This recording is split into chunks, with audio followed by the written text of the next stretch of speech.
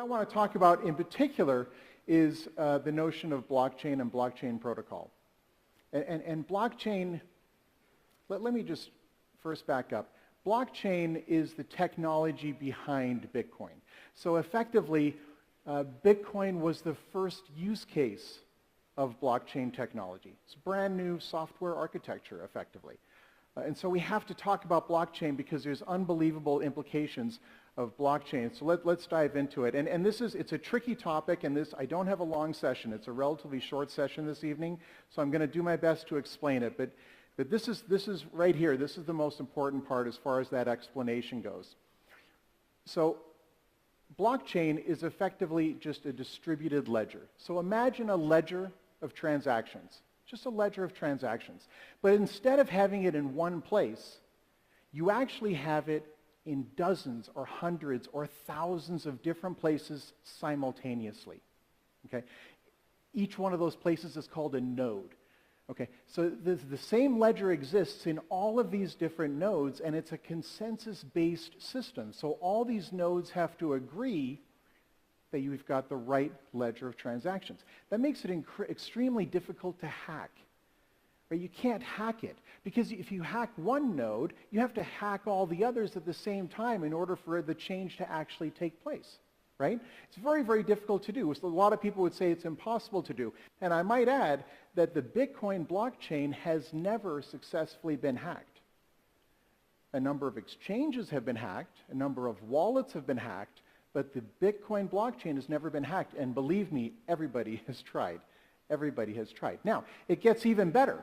It gets even better, and listen to this sentence. Because every time a new block of transactions is added to the chain of previous blocks, hence the blockchain, okay, the latest block includes a summary of what was in the previous block. They call it a hash.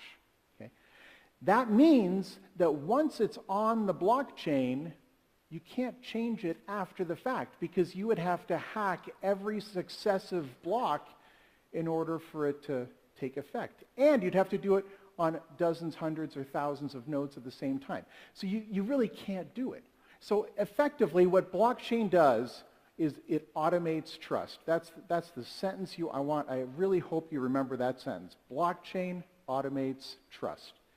It's a software architecture that makes it almost impossible to hack and manipulate the data. What does that allow you to do?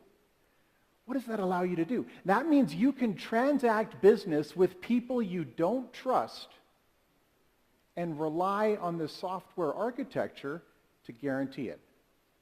Okay? So, how is it being used? This is what I do for a living. I'm looking at use cases and case histories and success stories. Where's the private equity money going? Where's the venture capital money going? That's what I do every day. I love what I do. Guys, I'm a nerd and a geek. I love this stuff. I truly do. Okay, so last year, the Wells Fargo Bank with Commonwealth Bank, they did a POC, a proof of concept, where it involved 88 bales of cotton. And these 88 bales of cotton were shipped from Texas to China. Okay, and again, just to make it clear, you have a producer of the cotton, you got a trucking company that takes it to the dock, you got a loading company that takes it on the ship, you got customs clearance, then you got the boat itself that goes across, and then on the other side you got another customs clearance, you got an offload, you got a trucking company, and then the recipient. So a whole bunch of people involved. And once it got to China, and the barcodes were scanned on the 88 bales of cotton, as soon as those barcodes were scanned, it automatically transferred title and authorized payment automatically. Because it was all done on an Ethereum-based blockchain using what's called a smart contract. Okay. Now, what's a smart contract? Smart contract is basically just a contract that includes if-then statements. Okay. And by the way, there's nothing unique to smart contracts on blockchain. There's a big debate about do we need to have something on a blockchain, or can we just do it on a database? There's a lot of good reasons to just leave it on a database. Not everything needs to go on a blockchain. But by the bottom line, and we've had databases, of course, for decades. So they used to be called stored procedures. Same thing. Now they're called smart contracts, exactly the same thing. But the bottom line is you can create a smart contract that has all the stipulations of the order, all these milestones along the way, and everything just ticks off automatically. So when you think about a smart contract, just think about wills and contracts that execute themselves, right? Just to have an idea of what that means. But this has had an unbelievable impact on the potential in the distribution sector, okay? Because, and here's where it gets interesting. So imagine the different parties in the transaction, right? You've got the 88 bales of cotton. A transaction like that could easily involve 30 different companies, certainly 20, right? And many times as many as 30 different companies. So just the basic categories of people involved, you've got obviously the supplier, you've got the customer, you've got regulators, you've got the distributors, you've got the banks, okay? Well, if everything's connected on a blockchain using smart contracts, then all those different parties are connected because they're the individual nodes on that private blockchain. Okay, you can have a public blockchain, you can have a private blockchain. So imagine your supply chain for the business that you're a part of. I'm sure everyone here has a business, or probably many, that you're involved with. All the players to the transactions, they're the individual nodes on the blockchain, which means it's consensus, right? So once you upload the smart contract for the latest order, everyone has to agree that these are the terms. We all agree. Everything's cool, right? After that, every one of those companies, they all have order takers. They have order trackers, project management. After the fact, you have audit, you have compliance. All of that effectively goes away. The whole thing's automatic. And if you use a cryptocurrency for payment, you can get rid of the bank altogether. Imagine. Imagine the implications. Now, it gets even more interesting because, like, let's take Microsoft, for example. I just did an event with Accenture on the Microsoft campus in Redmond, Washington, and they're, believe me, they are working on this at a furious pace. But if Microsoft deploys blockchain, Microsoft probably sells to every Fortune 500 company. Probably, right? If it deploys blockchain and every one of their customers becomes a node on a private blockchain for supply chain management, that one company deploys blockchain and it sweeps the entire Fortune 500 into a whole new paradigm of supply chain management.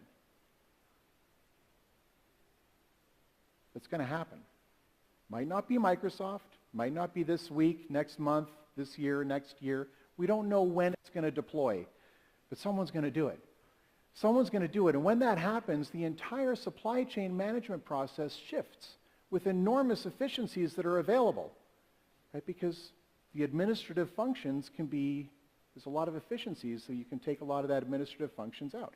Now, it doesn't stop at supply chain management. There's all kinds of different use cases for a blockchain. If you have a system, a software architecture that guarantees or automates trust, then you can use that in product licensing, you can use that in digital identity, digital rights, right? You can use that in the GDPR, which is the General Data Protection Regulation, which was adopted by the EU last year. It goes into effect this year. And of course, every global company is going to use that GDPR framework for all of their data across the entire world, because it just makes sense. If you're going to do it in one place, you may as well do it system-wide. And you can use blockchain for elements of that. Now, with the EU in mind, remember I said once something's on the blockchain, you can't take it off. Remember? Once it's on the blockchain, you can't take it off. That represents a problem with the new regulations in Europe with regard to the right to be forgotten. The right to be forgotten, which means you have to be able to take someone off of the network, which is a stumbling block. And I don't have an answer for that. I'm just mentioning it as an obstacle that they're trying to figure out right now. How do we accommodate the right to be forgotten in a blockchain architecture? But the bottom line is, with all these use cases and many others, this is going to sweep through the entire economy.